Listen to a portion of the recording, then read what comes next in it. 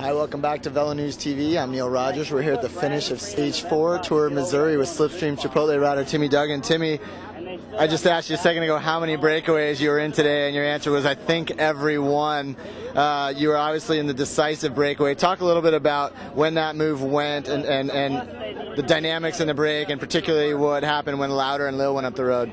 It was actually kind of funny because right when that breakaway was starting to go, there was a big group of riders up the road, and my team didn't have anyone, and we were kind of panicking. We got to send someone across, and I was way in the back, and I jumped across, and I kept kind of going forward out of that move, and then I kept coming back, and then finally Steve jumped across to me.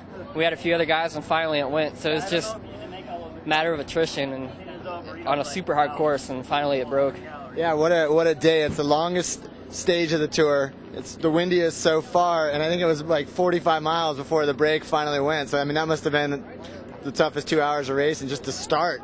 Right, it was super tough, and I mean, with all those hills and the wind, it's really not any easier just sitting in the field. You're still doing the work, so you might as well be off the front, I think. Now, obviously, HealthNet and Slipstream had the numbers in the break. We saw the move with Lil and Louder, and it looked like you were trying to get across. Yeah, I kept giving it a dig, but it's just so windy out there, and if you hesitate for 1 second and you don't get on the wheels, it's hard to bridge any gaps with the wind. Yeah. Talk a little bit about the team in general at this race. I mean, Will was wearing the most aggressive jersey. You guys had Team GC, a couple guys in the top 5. I mean, how much is this a statement of what's to come out of this team?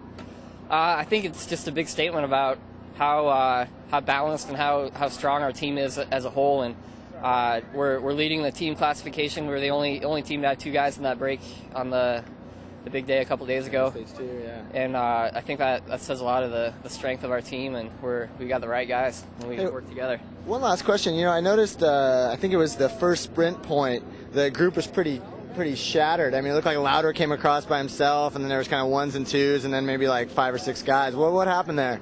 Well, they're talking on the radio before the sprint that there's a $1,500 premium for that one, so that's a lot of money on the line, so I think that's why everybody was going for that one. The second sprint, there wasn't any money, so nobody really cared much. But so are you saying Louder beat everybody to that in a sprint?